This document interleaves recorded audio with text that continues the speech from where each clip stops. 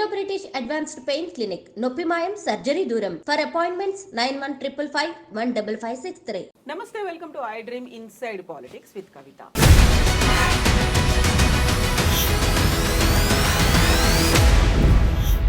తెలంగాణ తల్లి అంటే ఒక భావన కాదు, 4 కోట్ల ప్రజల భావోద్వేగం అంటూ సీఎం రేవంత్ రెడ్డి ఈరోజు అసెంబ్లీలో ఉపన్యసించారు. ఎట్ ద సేమ్ టైం ప్రతి సంవత్సరం డిసెంబర్ 9న తెలంగాణ తల్లి అవతరణ వేడుకగా జరుపుకోవాలంటూ రాష్ట్ర ప్రభుత్వం ఒక జీవోను కూడా రిలీజ్ చేసింది. అయితే తెలంగాణ తల్లి సరికొత్త రూపురేఖలు విగ్రహం మీద ఎందుకంత వివాదం చెలరేగుతోంది. మనతో పాటుగా ఉన్నారు పొలిటికల్ అనలిస్ట్ వి ప్రకాష్ గారు. ప్రకాష్ గారు నమస్కారం అండి. ఇప్పుడు తెలంగాణ తల్లి విగ్రహ ఆవిష్కరణ అనగానే 10 ఏళ్ల పాటు కొనసాగి, అంటే తెలంగాణ ఉద్యమం అప్పటి నుంచి కూడా ఉన్నటువంటి విగ్రహాన్ని సరికొత్త విగ్రహాన్ని కంపేర్ చేస్తూ ఎందుకని అంతలా చర్చ కొనసాగుతోంది? అంటే ప్రజల మనసుల్లో ముద్రించబడ్డ భావనలు ఏవైతే ఉంటాయో వాటిని మార్చడము ప్రజలు ఇష్టపడరు. ఇప్పుడు ఉదాహరణకు ఒక చరిత్ర ఉంది మనకు. రేవంత్ రెడ్డి గారు అధికారంలోకి వచ్చినాక జయ జయ తెలంగాణను కీరవాణి గారితో గొప్పగా పాడించాడు. చాలా గొప్పగా పాడాడు కీరవాణి, ఆ మ్యూజిక్ కూడా బాగుంది. బట్ ప్రజలు రిసీవ్ చేసుకోలేదు. ఎందుకు రిసీవ్ చేసుకోలేకపోయారు అంటే ఉద్యమ కాలంలో నరనరన ఒక రిధం అనేది జీర్ణించకపోయింది. దాని రాగము, దాని రిధము అందశ్రీయే అది ఇచ్చాడు ఫస్ట్. సో అదొక ఉద్వేగంతో చాలా ఎమోషనల్గా ఉంటుంది ఆ సాంగ్. ఆ సాంగ్ ప్లేస్లో కొంచెం సరళంగా కీరవాణి మ్యూజిక్ సాఫ్ట్ చేసి చేశారు. అయితే ఇప్పటికీ కూడా ఇప్పుడు వందే మాత్రము ఏఆర్ రెహమాన్ కూడా మ్యూజిక్ ఇచ్చాడు. దానికి చాలా గుర్తింపు వచ్చింది దేశవ్యాప్తంగా, ప్రపంచవ్యాప్తంగా. ఏఆర్ రెహమాన్ ఆయనకు కూడా దీంతో గుర్తింపు వచ్చింది బాగా. బట్ ఎవరైనా వాడుకుంటున్నారు ఆ స్టైల్లో? అంటే ఇప్పటికీ బంకిం చంద్ర చటర్జీ రాసి గానం చేసిన ఆ వందే మాతరం ఏదైతే స్టైల్ ఉందో అదే పాడుతున్నారు. అది పాడితేనే ఒక ఉద్వేగం వస్తుంది. జనగణమన ఉంది, జాతీయ గీతం. అది స్టైల్ మారిందా? మారలే కదా. వావిలాల గోపాలకృష్ణ గారు ఉన్నప్పుడు ఒకసారి అన్నాడు, ఇట్లా పిచ్చిగా ఇట్లా మార్చి చేయకూడదు. ఒక సినిమాలో కూడా వందే మాతర గీతం తరం మారుతున్నది, స్వరం మారుతున్నది, ఆ తరం మారుతున్నది, స్వరం మారుతున్నది అని వందే మాతరం శ్రీనివాస్ గారు ఏదో పాడినట్టున్నారు. సో ఇవి మార్చకూడదమ్మా. ఇవి చరిత్రలో ఉద్యమాలలో స్థిరపడ్డాయి, తరతరాల ప్రజల మనసుల్లో చెరగని ముద్ర వేసి ఒక జ్ఞాపకాలుగా మిగిలిపోయినవి. అవి వాటిని మారిస్తే అవి జీవోల రూపంలోనే ఉంటాయి తప్ప అవి ప్రజల నాలుకల మీద అవి రావు. అవి అట్లాగే ఏదైతే ఆ జాతీయ గీతానికి, అంటే మన తెలంగాణ జాతీయ గీతానికి ఏ పరిస్థితి అయితే వచ్చిందో రేపు ఈ తెలంగాణ తల్లికి కూడా అదే పరిస్థితి వస్తుంది.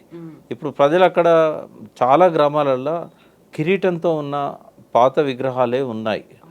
దాదాపు సగం తెలంగాణ గ్రామాల్లో ఉంటాయి.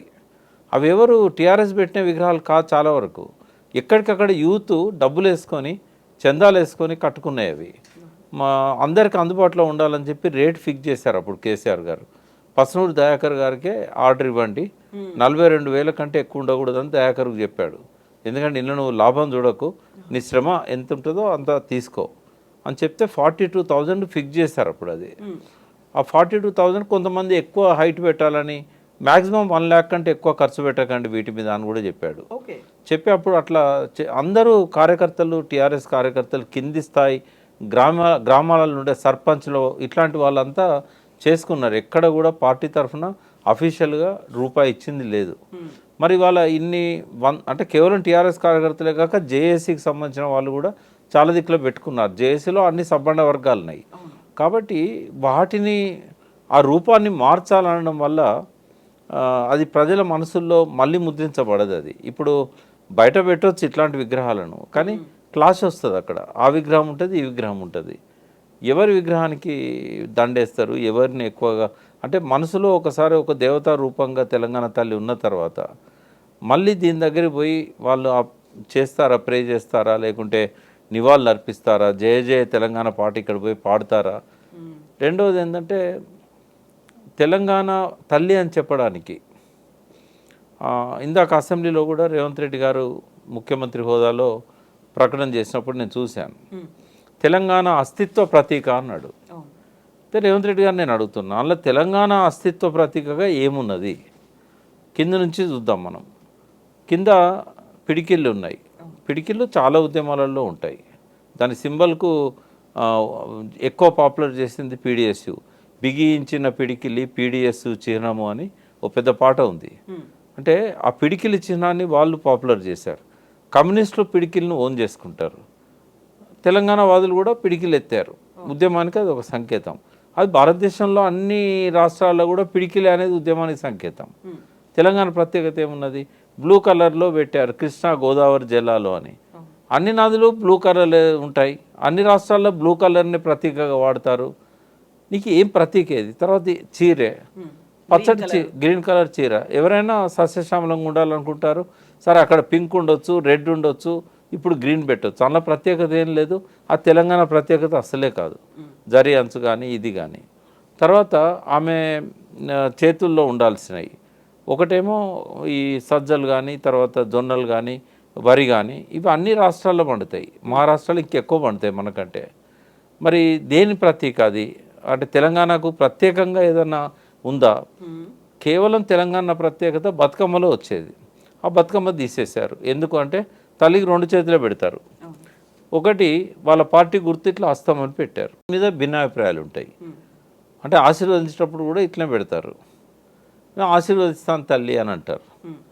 ఇప్పుడు ఆ ఒక్క ప్లేస్లో కనుక బతుకమ్మను పెట్టి ఉంటే అట్లే, ఒక చేతిలో బతుకమ్మ, ఒక చేతిలో ఇవి, డెఫినెట్గా తెలంగాణ అస్తిత్వ ప్రతీకగా ఉండేది. కిరీటం లేకపోయినా కూడా పెద్దగా క్రిటిసైజ్ చేసేవాళ్ళు కాదు. బట్ ఆ బతుకమ్మను తీసేశారు. ఆ ఒంటి మీద ఉన్న నగలు లేటెస్ట్ నగలు అవి. కేసీఆర్ గారి మనసులో ఉన్న అప్పటి తెలంగాణ తల్లి విగ్రహానికి ఆయన పెట్టింది ఏంటంటే వెనకటి రోజులలో కంటెతో పాటు ఇది ఉంది కదా మన గొలుసు, అది లాంగ్ చైన్ పాత పద్ధతి అది. తర్వాత సరే కంటె మంచిదే, కంటె ఒక్క మన దగ్గరనే పెట్టుకుంటారా? ఏ గ్రామీణ ప్రాంతానికి పోయినా కూడా అది ప్రిమిటివ్ సమాజం నుంచి ఈ మోడర్న్ సమాజానికి మారుతున్న క్రమంలో అప్పుడు అందరికీ కంటెలే ఉండేది. దాన్ని ఇప్పుడు చోకర్గా మార్చుకున్నారు. అంటే ఈ చెవులకు దుద్దులు కానీ ఏది కానీ ఇది ప్రత్యేకంగా తెలంగాణలోనే ఉండే లక్షణం కాదు అనేది నేను చెప్పదలుచుకున్నా. అంటే తెలంగాణ అస్తిత్వ ప్రతీక అని చెప్పడానికి ఏ ఆధారం లేదాడ. అది ఏ రాష్ట్రంలో ఈ బొమ్మను పెడితే ఆ రాష్ట్రం తల్లి అయిపోతుంది ఆమె, అంతే కదా. తర్వాత ఒక తల్లి విగ్రహానికి ఉద్యమానికి పోయే విధంగా ఉన్న కొంగు నడుముకు చుట్టడం ఎందుకు? ఇప్పుడు కొంగు నడుముకు చుట్టమే చెల్లమ్మ కొడవళ్ళు చేపట్టవే అనే ఒక పాట ఉంది. ఈ కొంగు నడుముకి ఎందుకు చుట్టాలి? అంటే ఉద్యమానికి పోతుందా తెలంగాణ తల్లి? ఆల్రెడీ ఉద్యమ ప్రేరణగా నిలిచింది, ఉద్వేగంగా ఉన్న వాళ్ళకు ఒక ఆదర్శంగా, ఒక భావనగా నిలిచింది. ఆమెకు ఎందుకు కొంగు నడుము చుట్టాలి? సో మన ఇంట్లో ఉన్నటువంటి తల్లి చెల్లి లాగా మన పక్కింటి వాళ్ళు ఉన్నట్టుగా, ఎవరైతే పొలం పనులకు వెళ్తుంటారో వాళ్ళకు ఉన్నట్టుగా అలా కొంగు చుట్టినట్టుగా ఉంది అనేటువంటి. అంటే పొలాలలో పోయినప్పుడు గోసి పెట్టుకోవడము, నాటేసేటప్పుడు చీరే బురదలో ఉంటుందని చెప్పేసి పైకి మలిచి గోసి పెడతారు. మరి తెలంగాణ తల్లికి గోసి లేదు కదా. కొంగు నడుము చుట్టినప్పుడు గోసి ఉండాలి. అంటే ఇవన్నీ ఏమంటారంటే కోతిని చేయబోతే ఇంకేదో, అదే ఏదో చేయబోతే కోతి అయిందని అంటారు, హనుమంతుని చేయబోతే కోతి అయిందని అంటారు. అంటే కేసీఆర్ గారు హార్ష్గా కామెంట్ చేశారు, మూర్ఖపు ఆలోచన అని. సరే, అది ఆయనకు ఆ స్థాయిలో ఆయన అట్లా అనడం తప్పేం లేదు. బట్ నేనైతే ఒక ఉద్యమకారునిగా ఈ విగ్రహాన్ని నేను యాక్సెప్ట్ చేయనమ్మా. ఇది ఎప్పటికీ కూడా తెలంగాణ అస్తిత్వ ప్రతీకగా ప్రజల మనసుల్లో మిగలదు. రేపు అంటే కేసీఆర్ గారు ఒకవేళ ఆనాటి తెలంగాణ తల్లి రూపాన్ని అఫీషియల్గా జీవో రూపంలో విడుదల చేసి ఉంటే, జారీ చేసి ఉంటే ఇవాళ ఈ పరిస్థితి రాకపోయేది. ఎందుకంటే ఒక అధికారిక చిహ్నంగా ఒక్కసారి రిలీజ్ అయిన తర్వాత దాన్ని మార్చాలంటే కొన్ని ఇబ్బందులు ఉంటాయి, కోర్టులు కూడా రిస్క్లోకి వస్తాయి. రెండవది ఏంటంటే అంటే తెలంగాణ జాతీయ గీతాన్ని కూడా కేసీఆర్ గారు ఆ రోజే గుర్తించి ఉంటే అది కూడా బాగుండేది.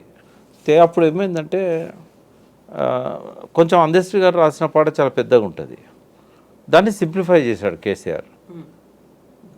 ఇది తప్పేం కాదు, ఎందుకంటే వందే మాత్రం గీతం కూడా ఆనందమఠం నవలలో బంకించంద్ర చటర్జీ చాలా పెద్దగా రాశాడు ఆయన. ఎక్కువ చరణాలతో ఉంది, ఎక్కువ సంస్కృతంలో ఉంటుంది. అది సరళంగా లేదు, పాడుకోవడానికి కుదరదు అని చెప్పి ఆనాటి తిలక్ లాంటి వాళ్ళు దాన్ని సింప్లిఫై చేసి చేశారు. కేసీఆర్ గారు కూడా అట్లనే చేశారు. తర్వాత సింప్లిఫై చేసిన దానిలో కూడా కొన్ని పదాలను కేసీఆర్ గారు మార్చారు. సిరి వెలుగులు విరజిమ్మే సింగరేణి బంగారం అనువనున్న నీతనుకు సింగారం అనేది ఏదైతే ఉన్నాయో ఇవి కొన్ని కేసీఆర్ గారు చేర్చిన పదాలు ఉన్నాయి. కేసీఆర్ గారు చేర్చిన పదాలు అందశ్రీకి ఇష్టం లేదు, అందశ్రీ పూర్తి పాట కేసీఆర్కి ఇష్టం లేదు. ఈ వివాదంలో వేరే పాటను డిక్లేర్ చేయలేదు, ఈ పాటను కాదనలేదు, ఈ పాటను అఫీషియల్గా డిక్లేర్ చేయలేదు. 10 ఏళ్ళు గడిచిపోయినాయి. సో ఆయన అప్పుడే కనుక దీన్ని పాడించి రికార్డ్ చేసి దీన్నే అఫీషియల్గా జాతీయ గీతంగా ప్రకటించుంటే రేవంత్ రెడ్డికి అవకాశం రాకపోయేది. ఈ రెండు కేసీఆర్ చేయలేని. ఇప్పటికి కూడా అమరవీరుల స్తూపం ఇప్పటికీ ఇనాగ్రేషన్ నోచుకోలే, అది ప్రజలే దాన్ని ఓన్ చేసుకున్నారు. దానికి కూడా ఒక అఫీషియల్గా జీవో రావాల్సి ఉన్నది. కాకుంటే ఎక్కా యాదగిరిరావు గారు ఆ స్తూపం చేసిన వారికి ఆ గవర్నమెంట్ డబ్బులు ఇవ్వలేదు, బ్రహ్మానంద రెడ్డి గవర్నమెంట్, తర్వాత పివి నరసింహారావు గవర్నమెంట్, అప్పుడు పివి నరసింహారావు గవర్నమెంట్ డబ్బులు ఇవ్వలేదు, తర్వాత వచ్చిన వెంగళరావు గవర్నమెంట్ డబ్బులు ఇవ్వలేదు. పాపం సొంత డబ్బులతోని నిర్మించుకున్నాడు ఆయన. ఒక ఫస్ట్ ఇన్స్టాల్మెంట్ ఏదో కొద్దిగా ఇచ్చారు జిహెచ్ఎంసీ వాళ్ళు. ఆయన ఇప్పటికి ఒకటే అడుగుతాడు, నాకు డబ్బులు ఇవ్వకపోయినా పర్వాలేదు, ఉన్నాడు, బతికే ఉన్నాడు, ఆ కనీసం నేను చనిపోయే లోపల దాన్ని ఇనాగ్రేట్ చేయండి. 10 సంవత్సరాలు టీఆర్ఎస్ నాయకులకు చెప్పాడు, కేసీఆర్ గారికి చెప్పాడు, కానీ అది నోచుకోలేదు.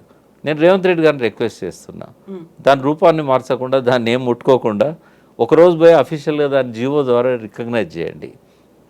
ఇప్పటివరకు ఆయన ఎప్పుడు నాకు అమరవీరుల స్తూపం దగ్గర అమరులకు నివాళులు అర్పిస్తున్న ఫోటో కూడా నాకు దొరకలేదు. తప్పుంటే కరెక్ట్ చేయండి.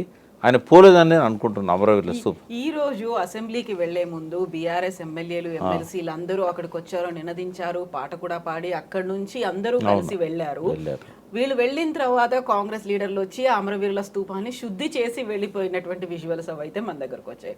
బట్ అక్కడ ఆ సభలో సీఎం రేవంత్ రెడ్డి ఒక మాట అంటున్నాడు, తెలంగాణ సోనియమ్మ ఇస్తేనే వచ్చింది, సోనియమ్మ లేకపోతే ఒక తరం మళ్ళీ ఎదురు చూడాల్సిన పరిస్థితి ఉండేది అని స్వయంగా కేసీఆరే చెప్పారు. అలాంటప్పుడు బీఆర్ఎస్ లీడర్లు ఎందుకు రాలేదు, కేసీఆర్ కూడా ఎందుకు రాలేదు అనేటువంటి ఒక ప్రశ్న వేస్తున్నారు.